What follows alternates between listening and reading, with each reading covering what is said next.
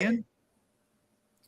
And are we live? I don't see the live button. Oh, we are.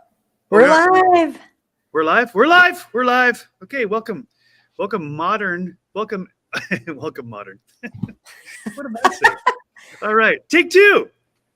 Thank you very much. Welcome to the show. This is Modern Day Alchemists, episode 19. What the? How in the world? I love that. So that means the three of us have hung out together and sometimes with a few other guests and talked about all sorts of conversations that matter. And I love that we do that. I have lots of friends and we have lots of conversations, but rarely do I have friends that I have so many deep, interesting, powerful, transformative conversations with on a regular basis. So it is my honor, my privilege to introduce to those who have never met them before, the beautiful Kristen Brown, the brilliant D. Grant Smith. And I'll let each of you take a moment to introduce yourself and let people know how what you're up to and where you're broadcasting from, because we're not all in the same studio together. So Kristen Brown, you go, girl. Oh, I pointed at D this time. Oh, sorry, can't do it, girls. Girls. Thank you, Joe, for upholding that old-fashioned principle. Hey, chivalry is not dead. Lady. It's just kind of limping along. Okay. Well, wait a minute. We just told you how pretty he was. So. Well, that's not exactly how it went, but you know. No, it isn't. Okay. That was a compliment to D, by the way, everyone. My name is Kristen Brown. I am an author, mentor, and speaker, and I help people heal their disempowered and dysfunctional relationship patterns that are rooted in hidden shame, unworthiness, and basically the feeling of not enoughness. Because our outer world will always reflect our inner world, and our inner world will also be the filter through which we see life. So when we can do the work on self, then we will naturally and organically heal our outer world. So are you saying that you're an innie or an outie?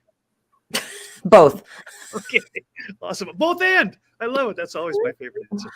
All right, so you can, you can't move on from Kristen until she announces something that I always remind her and she always forgets. So yes. I hope you have your book there. Show it off so we can celebrate. Okay. My book, The Recovering People Pleaser, A Spiritual Guide to Reclaim Your True Worth and Attract the Love You Deserve, is an international #1 bestseller within a matter of hours on launch day. I've gotten incredible reviews back from people, just the most heartfelt, beautiful reviews. And I've posted some of them on my website. So if anybody pops over there, you can click on the tab that says my book and you can read that. But if you're interested in healing your disempowered patterns from the inside out, then this is the book for you. Sweet. Congratulations, by the way. I just always smile at that. Fantastic. That actually, I'm a friend of an international #1 best-selling author.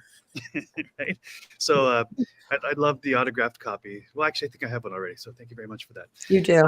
D. Grant Smith also is a prolific author and amazing storyteller, and he has the voice of a honey badger. I mean a whiskey honey badger. Which is an inside joke. And so I will move on from that. So D. Grant, please introduce yourself and let everybody know what you're up to. Thank you, Joe. That was not weird at all. As usual. My name is D. Grant. I live in Texas. And you're curious, like, oh, what part of Texas are you in? Actually, I've been having a lot of conversations with people over the past week about this, saying the name of the town that I live in, the bedroom community that's right outside of it. And they're like, I've heard of Dallas and I've heard of San Antonio and Houston. And I'm like, take your finger, point it in the middle of the state. You hit me. There we go. That's me. That's where I'm at. I write stories. I teach about spirituality and personal development because most of us know, if you don't already, you know that your whole life isn't a bunch of stuff that's happened to you. Your whole life isn't a bunch of just randomness that's just scattered about and you're just living in this kind of like, what am I going to do? No. You created your story. You wrote your story. Your life is a story. So what I help people do is transform their lives by transforming their stories. And I do that by writing stories that help you be able to see your story more clearly. And I also create teachings and lessons and courses and basically show you how to treat your heart and your mind like a garden so that you can grow all the love that you want to experience because it comes from within and goes from to without. So that's what I do. And I love getting to have conversations about this stuff because it's the real deal Holyfield. Right Real on. deal. So good. So these two brilliant people, I somehow get to call my friends. I'm Joseph Mojo McCarthy. Mojo.studio is my website. You'll see it there. It's kind of a link tree to all the things that I'm doing. And I'm the host of this show. And I just consider that a great privilege to have these conversations. And what happens, for those of you who have never tuned into Modern Day Alchemists before, welcome to the show. Great to have you here. Please put your comments in the chat if you wish. But what often happens here, just so you know, we haven't pre-scripted the show. We don't have bullet points. In this particular show, we do have 5 topics that we want to cover that are all under one umbrella. And that's pretty rare that we even have that much structure in this conversation. But what makes these conversations to me so profoundly beautiful and life-changing is that in the exchange of ideas between D. Grant's perspective and Kristen's experience and all that we've gone through individually, we bring these ideas together and they meld, right? One idea grabs another one and they create these little molecules. We're actually creating with our words a new world in this moment. This conversation has never happened before, by the way, and it never will happen again in this context, right? So the content you may have heard before, but never in this context, which makes it extremely unique and extremely valuable, because the more rare something is, the more valuable it is. So here we are creating together, creators, and people have tuned in. Whether or not you chat or not, you're giving your energy to this conversation. And so we're all part of the stew that we're putting together here. And I'm giddy with anticipation as to what's going to come up, what's going to bubble up in this conversation, because I haven't had a conversation with these two people where I didn't walk away going, holy crap, that was awesome. All right, let's do that again. And here we are for the 19th episode. So today we are going to dive into what some people recognize as the 4 agreements. This is a book, a beautiful, profound, must read, I would say, a book by Don Miguel Ruiz. And in 1997, he published his original book, The 4 Agreements. And that's what most people are familiar with, if you've heard of it at all. And then in 2010, he wrote a follow-up book called The 5th Agreement. And so that's why you see in the title of our show, 5 profound concepts that possess the power to transform your life. And I don't think that's superlative. That's exactly the truth. And so some of you say, well, what do you mean the 5 agreements? I thought it was 4. Well, it was, and now it's 5. And so what we're going to do is we're going to read through each of the agreements one by one and then interact with what Don Miguel Ruiz has said and give our own perspective, our own experience to ground those words into reality. And I hope that anybody and everybody who sees this live or after the fact will allow your mind and heart to be open to what does this mean for me in this context. So I'm just going to say this one more time. Hopefully it'll sink in for some of you that if you've read the book before, if you think you know what the book has said, and perhaps you really do, maybe you've even taught about the 4 agreements at one point, that was then, right? And this is now. And it's not the agreements have changed. The content is the same, but our context is ever changing. We're rotating, we're flying through space. There's new inputs coming in all the time through our senses, through our intuition. So by the end of this conversation, we will have morphed a bit in our own journey, right? And so open yourself to the possibility that you don't know exactly what's going to be said, that you don't already understand everything about the 4 agreements. That's what I'm trying to do. And here's 2 people who know exactly what the book says, but they're going to give their own spin and their own perspective in this moment. And we could have the same conversation next week and it would sound differently because it is contextualized. So I hope that sinks in for a few of you. And if not, then we'll move on anyway. So Don Miguel Ruiz wrote the 4 agreements and the 5th agreement. And the first one is this: be impeccable. I just love that word. Be impeccable with your word. I actually don't hear the word impeccable very much anymore. But then he wrote the subtitle, speak with integrity and say only what you mean. Avoid using the word to speak against yourself or to gossip about others. Use the power of your word in the direction of truth and love. Now we can shut the whole thing down right there and just marinate on that for a while. That's a lot. That's a lot in a few words. But I really do want to get each of your take, your spin, and what's just coming up in this moment, in this context about this. So who wants to jump in first? I don't have an agenda here. Boys first. All right, boys first. All right, we're going backwards. Go, D. Grant, jump in. I know you love this stuff. I do love this stuff. And actually, it's interesting because this one particular agreement has been something that's been on the forefront of my mind and my consciousness for the better part of the last 2 weeks, maybe 3, to be really honest. You guys know me really well. Joe and Kristen are not my friends. They're my siblings from soul tie connection stuff that spans the eternity. I don't even know if I said that right, but that was great. It was great. Very poetic. Just it spans the eternity. So you guys know, like, self-reflection is not just like a big part of my regular practice. It's like this ongoing process. I'm reviewing tape all the time. Right. And over the last several weeks in particular, I've been reviewing tape for myself and also looking at some very specific relationships in my life and going, I believe in the best in people. I see the best in people. I call the best out of people. That's one of my superpowers. I love doing it. I also have to take the time and like recognize that there's been times in my life where I see the potential in somebody and I look so much more at their potential than I do their patterns and behaviors. And I'm not trying to say that that's like a negative thing, because again, self-concept is our beliefs about ourselves and our beliefs about other people. And what happens if I change my belief and my perspective about somebody else? Could they possibly change? Yeah, I've experienced that with some really close relationships. However, there's something that's very important about when it comes down to being impeccable with your word, recognizing with other people when my own impeccable nature is not being reflected back, and there continues to be example after example after example of saying one thing and doing something else. Because ultimately what this comes down to is trust and faithfulness. And in our interpersonal relationships, whether that's, close family, close friends, romantic, work, whatever it is, if I'm telling you that I'm going to do something, or I'm telling you this is how I feel about things, and then a period of time goes by and I contradict myself, or I say something completely different, or my behavior shows something very counter to what my words have said, there's congruency that has now been broken.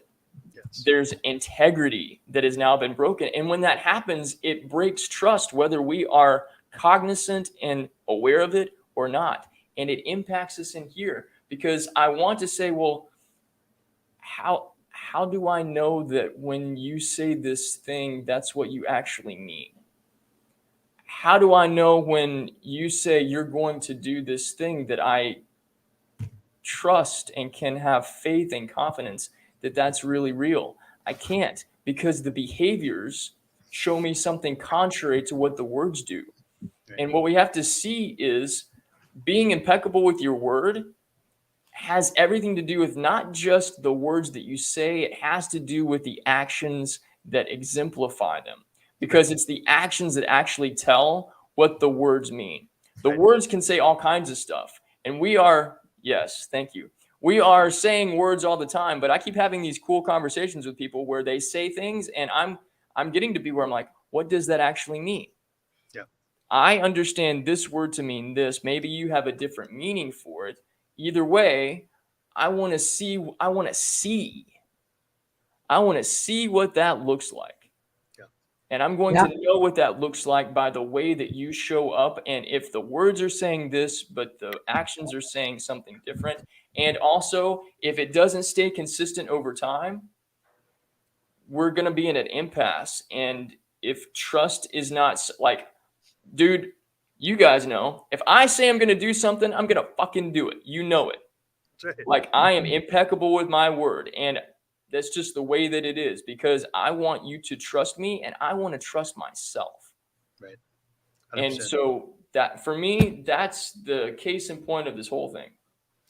was beautiful, D. Grant. I knew that you have some really great stuff to say about this. And so I don't want people to miss how important what you're just talking about here, the congruency of your words and your actions. The only way you can be impeccable with your words is if you actually follow through, right? Many of us, and I'm guilty of this as much as anybody I know, I say what I think people want to hear. Now I'm breaking myself of this, so I'm maturing. But much of my life was not telling people exactly what I thought or believed, but what I thought that they would want me to hear, so that they would like me and they would approve of me and they would pat me on the back and say, "Good job," right? And then I'm stuck because I got to somehow follow through with what I just said, and it isn't even really what I necessarily think or believe. So that's a lack of integrity, right? Because there's no integration. Integrity is integration, where my words and my intentions and then my actions actually fit together. That's integrated, and it's actually quite strong. But when my words are over here and my actions are over here, there's no integration. It's disintegrated, right? Disintegration, everything blows up. So I just wanted to point that out. All right, Kristen, jump in. I see your head shaking. I love that. What to say? I love that. Both of what you guys said is just so, this is always a great conversation. I call it words and behavior matching, by the way. That's how I say it. Like, if someone's words and behaviors aren't matching, that means they're lying to themselves, which means they're lying to you. So it's one thing. And it's not necessarily, because people do, like Mojo, awesome guy, but he's learning stuff about himself. This doesn't necessarily mean the person is a piece of poo. Okay, it just means that wherever they're functioning from at this point in life, they have some wounds or whatever that's contributing to that. But like Dee says, he started to ask questions, start to ask more questions and say, hey, which will actually lead us into another agreement. So I'm going to leave that there. Right. But when speaking about being impeccable with your word, it was when I read the 4 Agreements, probably, I don't even know, 20 years ago. It was a long time ago, but I didn't read it once. I read it several times. And because each time it's such a profound book, it's so tiny, you guys. I might go grab a copy and bring it over when someone else is talking, but it's just not a very big book. I got it at Target. It was like $12 back in the day. You can read it in 45 minutes if you're a fairly quick reader. But that book, I was like, holy crap, like so much is wrapped into that. One of the things was impeccable that I didn't think there was 2 that I really had to work on, and I'll share those as they come up. But the one was impeccable with my word. I was like, I'm very impeccable with my word. Like Dee said, I mean what I say what I mean, I follow through, all those type of things. But when I dug a little deeper into it, it really wasn't about trusting me and my words and behaviors matching. It wasn't about that. It was about me being mindful that all words have energy and that what I speak has the capacity and ability to harm or to heal. So it's about really going within and saying, okay, what am I about to say? Who am I going to say this to? And do I have ego involved? Do I have the desire to fight or to win? What's happening here within myself? And when I really can, start to center myself in a loving space, this doesn't mean I didn't tell the truth. This doesn't mean I didn't tell the hard truth. It didn't mean I didn't set the boundary, because that's not what it is. We can do all of those things from a really firmly rooted place of love. What it meant was, am I being mindful about the energy that I'm bringing to this exchange? That was the first thing.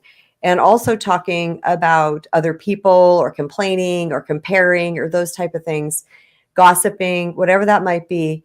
That's, even though that's the listening side of it, or we are contributing by talking about it ourselves, if we're really honest with ourselves, we're not going to feel good after that. Now, I'm not talking about, I always have to throw the disclaimers in because I am a coach and I want people to be radically clear. I'm not saying when you sit with somebody and you're like, Bob, are you having this experience with Jennifer? Because I'm noticing this. No, that's trying to figure stuff out. I'm talking about when you're gossiping, you're yelling about, this person, the energy. Think about the 2 things when you're inquiring to somebody and you're wanting to find out what's going on or get a deeper truth that's happening here. That doesn't feel yucky. But if we're honest with ourselves, when we're talking about somebody else, it feels yucky. It does not feel good in our body. So we are going to have indicators inside of us that are going to point out to us when we're not being impeccable with our word, or we're not being careful about the energy that we're bringing, or our words and behaviors aren't matching. Those type of things. Integrity is like my middle name, Kristen Integrity Brown, because I believe in integrity. I want people to trust me, right? And I want to trust me, right? Because that feeling of distrust, that disconnection, that fracturedness with someone, once that breaks, that doubt is always going to be there, right? unless we do the work to really make sure, okay, that was a misstep, that was a boo-boo, but I'm going to keep going forward. Yeah. I've heard it said that it takes a lifetime to build a relationship of trust, and it takes a second to destroy it, right? And I've seen that in my own life, my own relationships. You can, when your words and your actions match and you're integrated, it builds a bond of trust between you and the other person as well. But when you don't follow through on your words, people can easily make the assumption that you were lying. Maybe it wasn't your intent to lie, but your actions and your words don't match, right? So then it erodes the trust. And then it takes a lot longer to rebuild the trust than it does to erode it. It's interesting how that works. But it's not that it can't be rebuilt, but it just takes time to rebuild the trust. Brendan Burchard, who I listen to every day, he says, every day, the first two things on your mind ought to be generate enthusiasm and cultivate trust within yourself, within your relationships. And I'm thinking that's a great way to start the day. We can't dig too much deeper in this one because we still got 4 more to cover, but this is fantastic. And the last thing I want to say about impeccable, the word itself takes me back to my childhood in Montana because my grandmother had chickens and we go get the eggs out of the barn, right? And we bring them in and she'd make breakfast for us, which I thought that whole is a great experience. But so impeccable has this peck sound in it, right? And I just think of the chickens pecking. And if I have a really good boundary, then all the pecking that's happening on the outside has no effect, right? But if my boundaries are not in place and I'm not impeccable with my words, then when someone starts pecking at, is that true? Is that real? Can I trust the guy? Then the whole thing crumbles. So being impeccable actually is a force shield, like Wakanda, we talked about this before, that protects me from all of the pecking that's inevitable. Because the world's full of skeptics, people.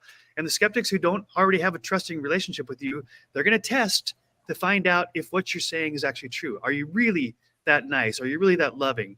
Right? All the pecking is going to be happening. To be impeccable means that none of that bothers you. So, okay, we'll move on from there. Such good stuff. Thank you so much. The second agreement, this one's I got tested on just yesterday. Don't take anything personally. Second agreement, don't take anything personally. The subtitle here says, nothing others do is because of you.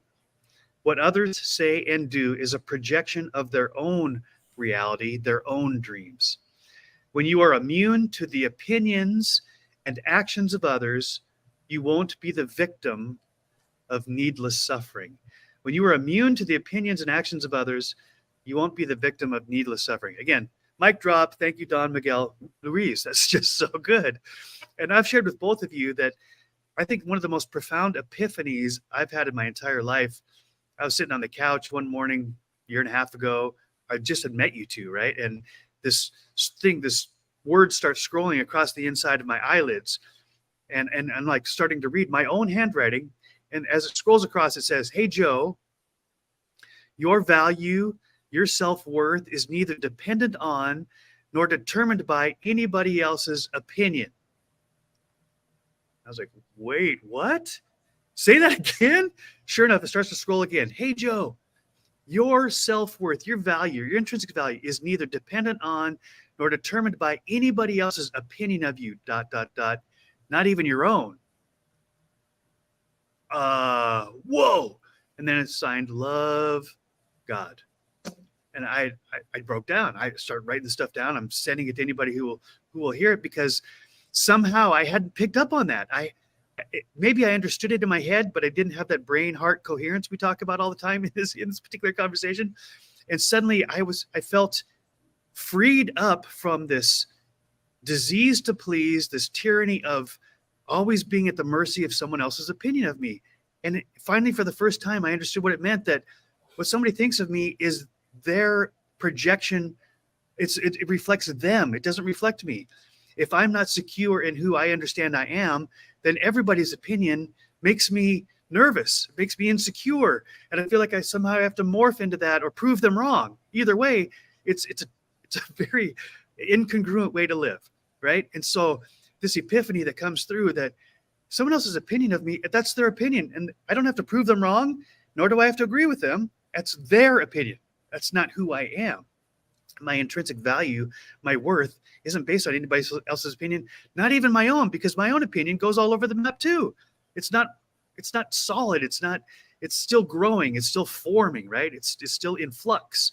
And that's why I love God, because what I do know is that God's love for me doesn't change. Same yesterday, today, and forever, to use Bible words. So I can actually ground myself in my value and my worth in the one who created me, knows me the best, loves me the most, and he can't love me more and he can't love me less because he just loves me. Right? And I'm like, holy cow, that was like serious turning point in my life that, that don't make assumptions. That don't take anything personally means that I am no longer at the mercy of other people's opinions. Okay, so let me pass the mic. Who wants to jump in here? I'll jump in. Yeah, please. This was one of the agreements that I was the one where it's like, oh, doggy, I take a lot personally back in the day. I don't anymore. And I want people to understand that when you really do the work and you apply this to this, you are going to retrain yourself, that your brain is going to think in a habitual way of not taking things personally. Because I was a huge taking things personally, as most of us are, because we think whatever's coming back to us is an indicator, because we've been trained that way from our brain to keep a lookout into the environment about where we're safe and where we're not safe. And so anytime someone does something to us, we're like, well, that's about me. They're choosing to do this because I'm flawed or something in some way. But what I learned was that when I learned that concept, never take things personally, I took that to the bank. And I really started to look at everybody in my life and everything that I thought was being done to me. And I processed it through that chapter. And I was like, nothing is ever about me. It's just never about me. This is a hard concept to grasp, and why I really encourage people to get and read the book, because you got to let this soak in, because people are like, yes, it is about me. Totally. No, it's not about you. And it even gave you the example in that chapter of some guy who's walking in the mall and another man walks up with a firearm and takes the guy out. I'm trying not to use words here on, live. And they said, guess what? It's not about you. That's about whatever's going on inside of that guy. And that's exactly true. So that's kind of a really big story to illustrate that. But people are in their own worlds, in their own heads all the time. But what I learned when I stopped taking things personally was the best thing that I got from that was peace. Just peace. It's not about me. If someone doesn't want to call me back, if someone doesn't want to do this, if someone doesn't want, it doesn't bother me, because it's not about me. And I feel like when you don't take things personally, when you learn not to do that, you become so much more balmy to your friends, because you're not having this funk energy coming at them like you're upset, why didn't you do this? Why didn't you call me back? Why didn't you, even if you don't say it. And this is the thing, is a lot of times people think they can hide who they are by just not verbally saying it. Oh, I promise you, brothers and sisters, that your energy, they're feeling it. They're feeling the energy, because I felt energy when someone didn't say a word. And I'm sure my energy pushed away certain people when I didn't say a word. But really, just the beauty that comes from healing this particular agreement, just learning to not take things personally, is there's just peace. Like, you become more of an observer of life, rather than thinking that you are the key player in everything. Oh, and I love this. One last thing. He said, to think that you are the cause of everything is to make yourself the most important person in the world. Sure. Like, it's a really selfish stance. And I thought that is brilliant, because to think that everybody does, the driver down the street that cut me off, and that's about me, that's making me the center of the universe. Everybody's, and I was like, wow. So mind blowing. Awesome. Woo, that hits home. And I love that. Thanks so much for sharing. D. Grant, jump right in, please. All right. Well, I'm not going to add anything to what Kristen said, because I think all of that was platinum gold. Yeah, instead, I'm going to just tell the story. All right. This is a story that I heard Wayne Dyer say. And this is going to capstone and highlight everything that you guys both just shared. There were two prime ministers that were meeting and talking about the affairs of their state and the affairs of their region. And they were in a very heated discussion. And suddenly, out of nowhere, their door flew open. And this woman comes in, and she's stamping, and she's throwing her arms down, and she's shouting, and she's pointing her finger at the resident prime minister and telling him exactly what it is that she feels, and she's really upset. The resident prime minister says, Mary, I appreciate you, but please remember rule number 6. Immediately, the woman calms down, straightens everything out on the table, apologizes to the visiting prime minister and apologizes to the resident prime minister and walks out the door. And then the two prime ministers go back to discussing the affairs of the state. Short time later, a man bursts through the room doing something very similar. He's full of anger and he's full of aggression. He's full of anxiety and he's making all these demands. And the resident prime minister says the same thing. Mark, appreciate you, but please remember rule number 6. Immediately, the man calms himself down, bows to both men, apologizes, and leaves. The third time this happens, very similar experience, and the prime minister says the exact same thing. Please remember rule number 6. After the person leaves, the visiting prime minister says, I got to stop, man. In all of my experiences doing this kind of stuff, I've never had anything close to this take place where somebody that comes in, people come in and they're pissed off all the time. That's a regular part of our lives. But I've never had somebody say one thing to this person where they totally flip a 180 switch and go in a completely different place and apologize and become a peaceful, tranquil person. I've got to ask you, what is rule number 6? And the resident prime minister says, oh, it's actually pretty cool. Don't take yourself so goddamn seriously. And the visiting prime minister goes, wow, that's pretty serious. And then after thinking about it a minute, he's like, okay, now I've got to ask, what are the other rules? And the resident prime minister says, oh, that's the best part. There aren't any.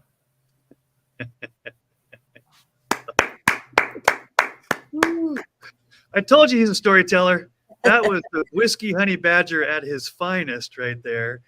Just winging it on a story that he heard from Wayne Dyer. And I can't tell you, D. Grant, how many times you've shared a story that's either your own or someone else's that you're retelling that I get immersed in the story, right? I'm living it. I'm right there in the room, like, yeah, what's wrong? What's the rule? I mean, I'm just living it. So that's so good. And, don't take yourself so seriously.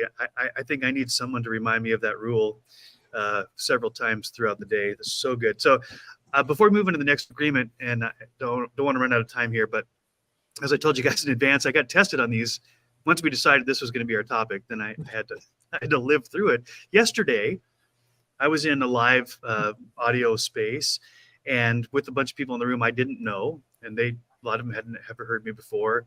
And it got my turn to talk, and I shared whatever I was sharing about, just responding and flowing in the conversation. And then later that day, I'm in a completely different space, and I'm two things happened. One, it's a space that nobody had met me before. So when I open up my mic and they say, okay, Mr. Mojo, you've never been in this room before. So we just want you to know before you speak that this is a positive space and we don't want any negative things. And if this goes badly, or if you start bashing people, we're just going to have to take the mic away. Right. And it was kind of a reprimand, but they'd never met me. They had no idea what I'm made of or what I normally would say. That's like telling Mr. Rogers, don't cuss. We are really particular about this. And if you let off any bad... They had no idea. Exactly. They had no idea. Right. So my initial response is it was scratching at that defense mechanism in me that wanted to say, what the hell? I'm the one guy that you would never have to say this to. Why would you say this to me? But it dawned on me, thankfully, in the moment that, well, I think this person probably says that to everybody the first time they speak. And so I didn't take that personally to go to our rule. And so I responded with a laughter instead. I just came on the mic and I said, I don't think that's something you're gonna have to worry about with me. And then I went on and shared what I shared. And the whole room diffused, and he was so grateful for the things I shared. Then after I shared, another guy comes into the conversation and says, I just have to tell you, Mojo, I heard you speak in this space earlier, and I was so offended by what you said. It just pissed me off, and I was angry, and I had to work through all this stuff. And he said, I got out of the room, and I was like, how could he say such a thing? And then he said, then I started to realize, well, that really wasn't his fault, because he wasn't talking to me. It brought up something inside of me that I didn't even know was there. And he says, so I had to work through all that, and I just want to come back and say thank you for pissing me off because it actually brought to my awareness a piece of me that I didn't know I needed to work on. And I'm listening. Brilliant. I'm listening. And so for a people pleaser, right? I'm like, first thing I want to do is inside is say, I want to apologize. I'm so sorry. I didn't mean to hurt your feelings. I didn't say that, thankfully, which this is a sign of my own maturity, my own growth. I came back on the mic and I said, thank you so much for your courage of telling me that, because you're actually exposing in me my own growth. For rather than trying to defend myself or apologize for what I said, I just realized whatever I said, I wasn't speaking to you. I didn't even know you were in the room. And here you are thanking me for what I shared. So actually that's an affirmation. And I got to tell you, the whole room was like mesmerized. I was mesmerized with the whole conversation because I didn't take it personally. Right. And that's my tendency, or has been. And I'm like, thank God. I'm just learning not to take things personally. So there's a prime example in my life yesterday. Let's move on. All right. Now we're in the third agreement. This is one of my all-time favorites. Don't make assumptions. Exactly. And it says, find the courage to ask questions and express what you really want. Communicate with others as clearly as you can to avoid misunderstandings, sadness, and drama. With just this one agreement, you can completely transform your life. I couldn't agree more. Don't make assumptions. And the word itself, as many of you heard, breaks it down. Assume ass out of you and me. And boy, I have been the donkey in that equation so many times just by making assumptions. So I've just shared my story. I want to jump into somebody else's interpretation. So don't make assumptions. Kristen, jump in. Okay, first of all, I went to go look if I had the book when you guys saw me exit. And I remember it's actually downstairs in my guest bedroom, but it looks like this. This is his other book, The Mastery of Love, but it's exactly like almost the same cover and everything. It's a tiny little book. Look, it's only as big as my head. So this is what it looks like. Tiny. All right. So with that being said, never assume was the other one, because I told you two of those were like, oh my God, that's me. I was in assuming mofo back in the day. I just make assumptions. I call it real, and I would respond and act to my interpretation of what the event was.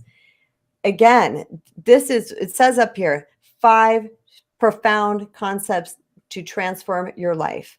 This is what they will do, because I decided, it said just ask questions. I was like, duh. And that's the thing, is that a lot of times we know these things. Like when we get reminded of universal truths like this, we already know it somewhere in our psyche. So I was like, okay.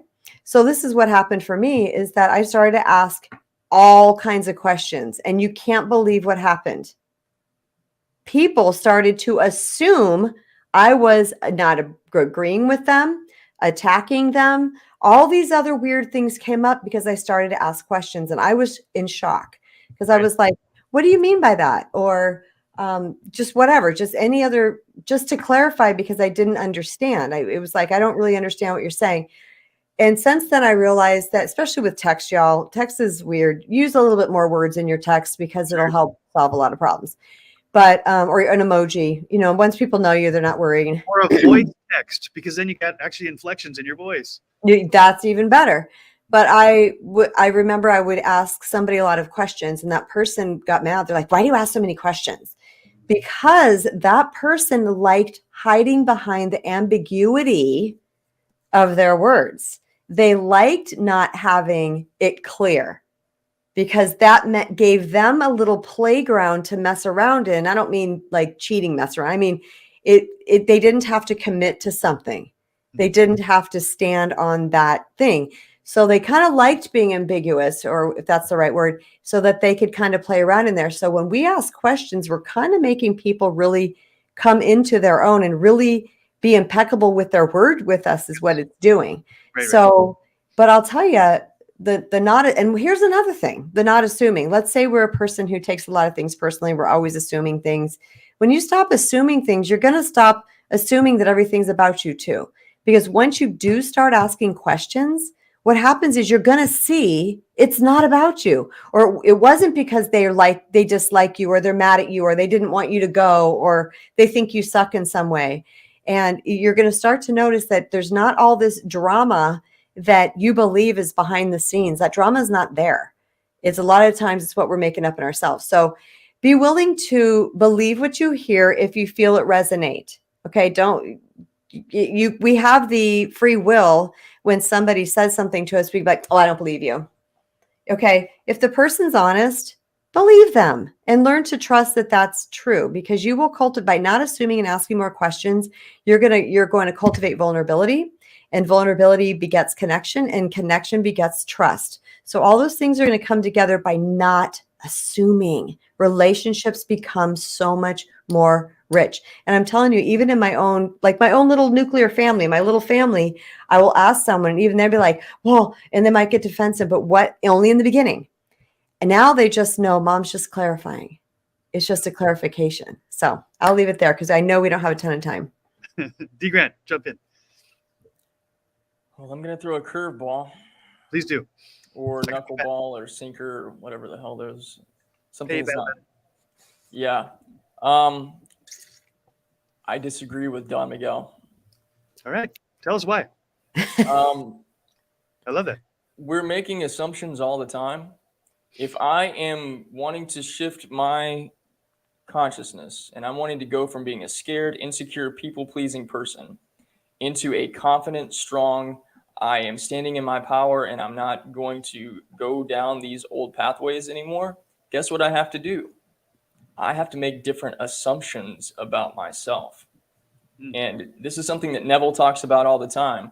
I totally understand not making negative assumptions about other people, because I'm going to be exhibiting that and experiencing that and creating that and manifesting, or whatever the hell you want to call it, because my assumption is going to be shown on the screen of space. However, if I'm going to be affirming I am strong, I am love, I am good, I am enough, that is an assumption that I am making. That is an assumption that I am planting inside, and something that I want to be true, and I'm going to assume it to be true so that it becomes my consciousness. That's a completely different story. And so if we're telling ourselves, well, I'm not going to make an assumption because I don't want it to be, I don't want to make an ass out of you and me. Well, if my assumption is I'm fucking awesome, give me that assumption. Right. Yeah. And that is my assumption. I'm awesome and amazing. I believe in me. I assume that to be true. That is what I'm going to experience. And sorry, I don't have the qualifications or criteria or whatever that Don Miguel Ruiz does, and that's fine. But for me, I'm going to assume the best in me.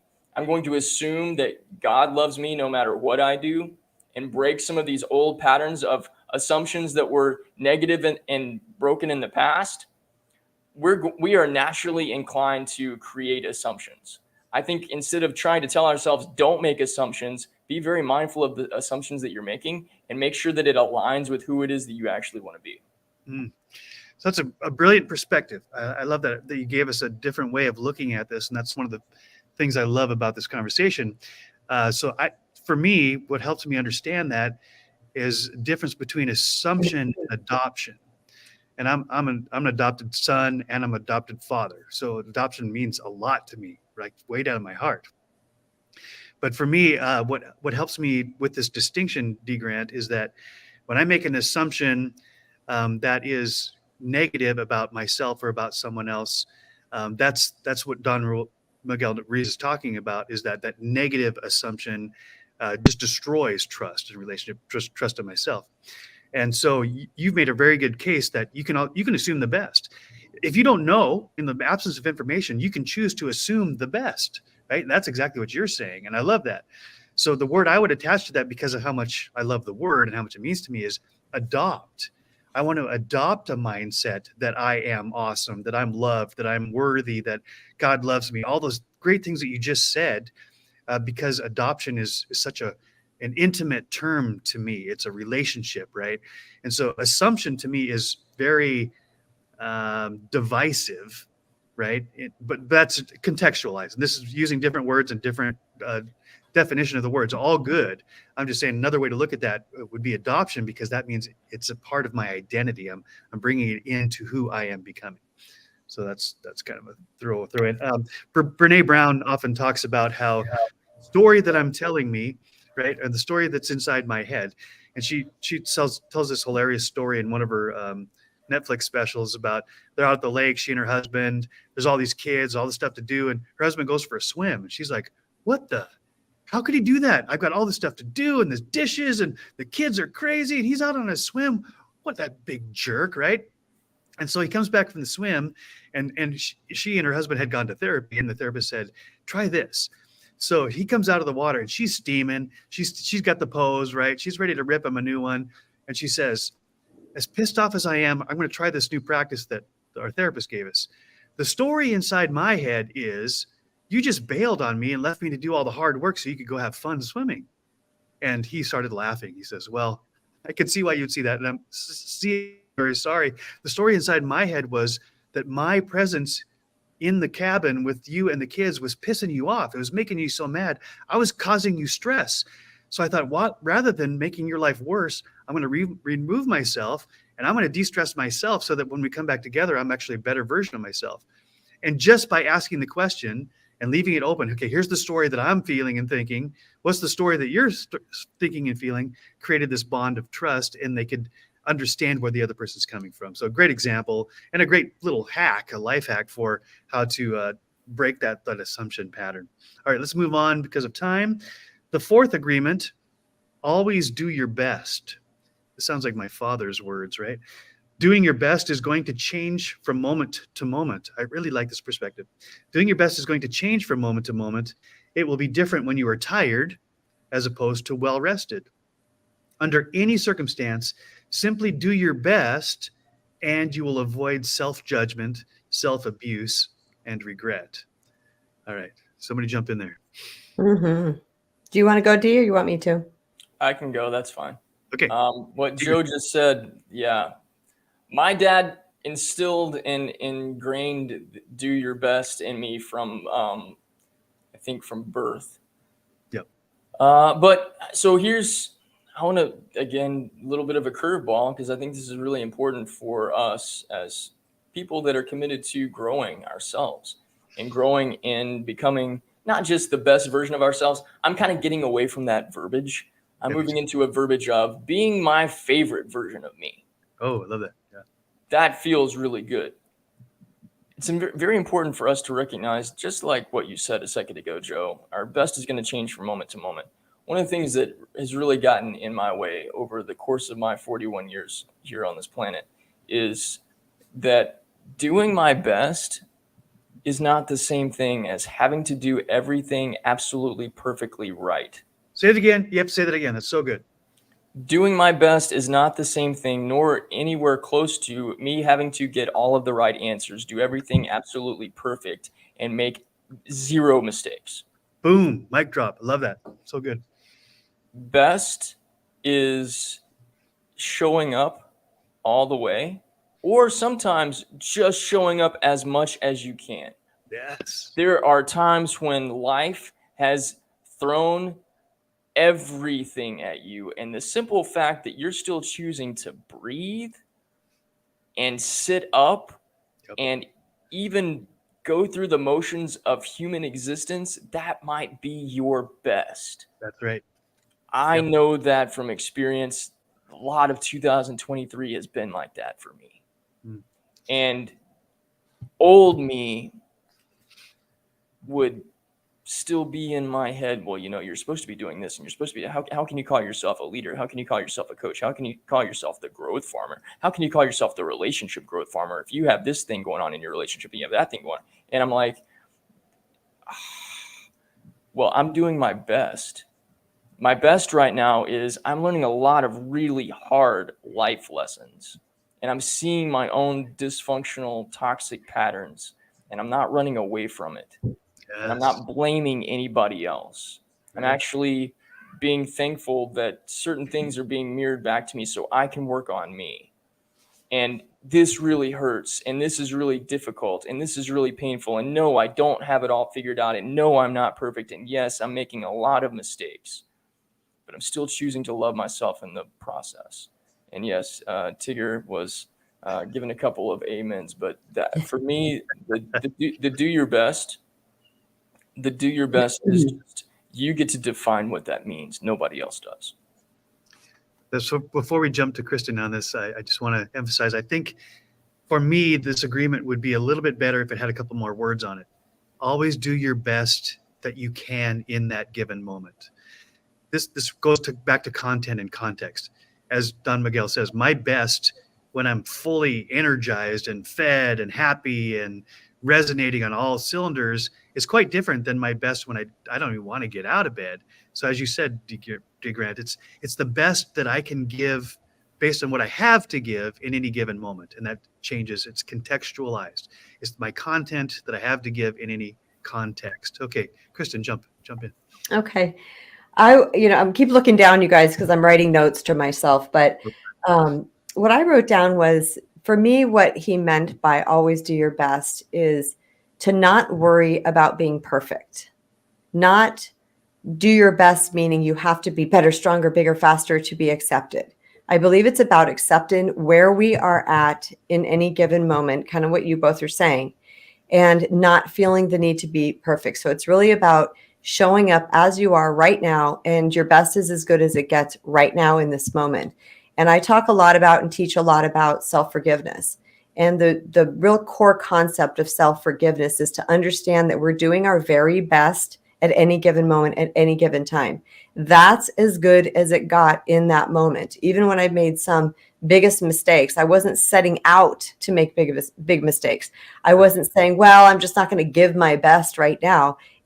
I acted from the best possible thinking that I could act on in that moment, but yet it wasn't something that served me or someone else or what have you. We're always doing our best. And this is why I think it's really important to understand that this is how it's showing up right now.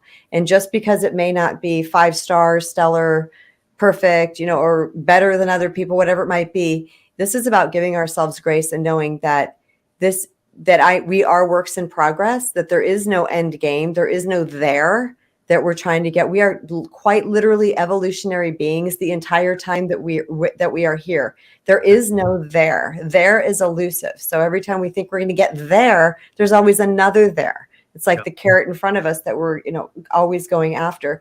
So just be present with yourself. Do your best in life. Be the best possible person that you're capable of at this moment. And give yourself grace if you make mistakes, if you misstep, if you do or say something that you wish you hadn't. Give yourself grace and forgiveness quickly and radically so that you don't hang on to that energy, so that you can continue going forward and doing your best. 100%. Yeah. Grace is one of my favorite words, as you guys know. And I've said almost every day now in the last couple of months, if I allow gratitude and grace to lead my life, surely goodness and mercy will follow. Right. And but the whole best thing, it's can be misinterpreted and becomes a nasty taskmaster if I think that, well, I only gave 99%, so I suck, right? Well, maybe that's all I had in the tank. Exactly. When the gas tank is empty, you can't floor it because you run out of gas in a second, right? You got to kind of milk it along until you get to the gas station. And I hear this from my mom and dad a lot, and I know we're running out of time, so I'll keep this short. My mom and dad, oftentimes now, as an adult, when I have conversations with them, somehow the conversation ends up with them apologizing for not being the best mom or dad when I was a kid. I'm sorry I wasn't there for you, and emotionally, and I had too many things going on. We didn't have enough money, all these apologies. And I say to them, I have to stop them now. I said, you got to stop doing that. You did the best you could with what you had in that given moment. Yes. Were you a perfect mom? By what standard? You were the best you could be, right? Considering what you've inherited and the divorce we went through and the lack of jobs and whatever. My mom basically raised 3 kids as a working single mom in Montana. Come on, in the 70s.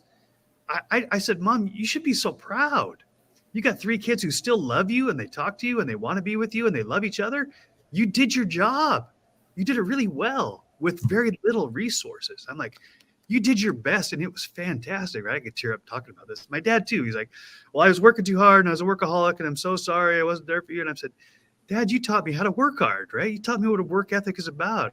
You taught me to do my best, right? Not because it was going to be better than somebody else, but because I could, right? Because that's the enjoyment, the challenge of life. Find out what you're made of, son, right? Go past those perceived limits. And so anyway, I'm having to reprimand my parents all the time. Now I'm the parent. So here we go. Fifth agreement. We're down to the dregs here in terms of time. We may have to come back to this. I'm not sure. The fifth agreement, and this was, again, for those who don't know, this is a second book by Don Miguel Ruiz called The Fifth Agreement. So he wrote a whole book just on this one. And it's be skeptical, but learn to listen. Be skeptical, but learn to listen. And the subtitle here is don't believe yourself or anybody else unconditionally. Use the power of doubt to question everything you hear. Is it really the truth? Listen to the intent behind the words, and you will understand the real message. I love this part. Listen to the intent behind the words, and you will understand the real message. All right, I'll stop there. Who wants to talk here? Who wants to jump in? I'll jump in real quick. And we want to be off at the top of the hour, so I'll make it brief, 1 or 2 minutes. What I'm hearing with that is it's fascinating because that is how I function in life. So when that one came out, I was like, got that, pretty nailed. And what that means is that when we understand that everybody's coming from their place at any given time, they're coming from their projections, their experiences, their wounds, their healing. Like there's just such a conglomeration of what's coming from other people that it's important. I call it becoming your own authority. That's how I refer to it, is like really sitting back and listening to what's being said and getting super quiet within and allowing what resonates within your heart center to be true and what doesn't to let it go.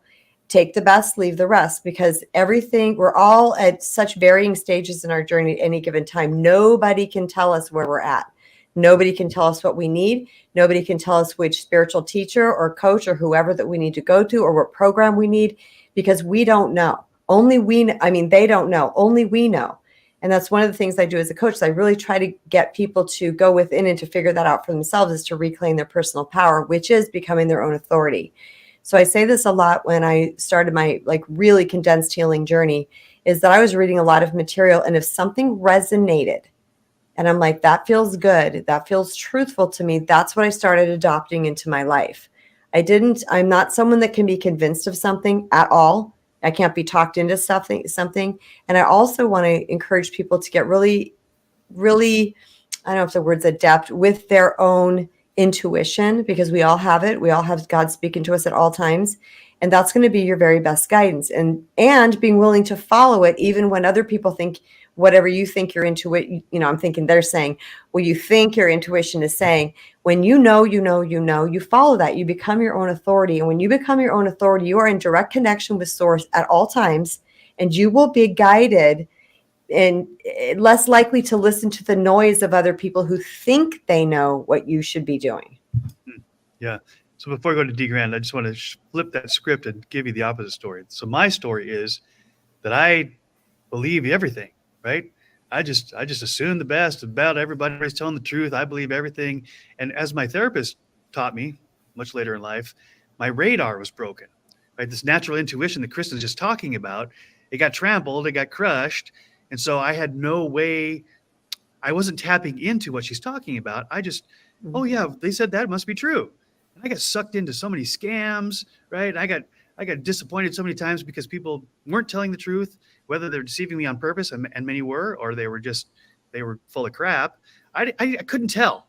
So my filter's broken, and I'm just believing everything, and I'm just fish hook here, fish hook there. I'm just going everywhere. And so it really took me this awareness piece and the therapy piece to say my radar got broken for very dramatic reasons, but that doesn't mean it's broken the rest of my life. I got to rebuild it. I got to rebuild that and tap into and begin to trust, because trust is the key here again. Begin to trust again that actually I do have the ability to decipher the truth from the lies, because I wasn't trusting that. I wasn't hearing it. I didn't know where it was. So I'm in the process even now, rebuilding that trust so I don't get so sucked into every scam and every scammer and believe everybody's right. Oh, I just think the best of everybody. And that's because you don't have a clue, right? So I got to get a clue. I got to go find the clues. I got to jump in there real quick, and I have to say this too. A lot of times we're projecting ourselves because we're honest and truthful. We project that onto other people, and we believe everybody else is. Sure. So it's important to know, just because you're honest and truthful doesn't mean everybody else is. Right. Yeah, I think I was naive at best. So D. Grant, please do share before we run out of time here. Well, I think the two biggest aspects of what you both shared, and this is what resonates with me, is asking two questions, or asking a question, then making a recognition. One, I don't know. And two, is this true? And I Say don't those again, know. please. Those are so good. Take those nice and slow. I don't know. Is this true? I don't know. Is this true?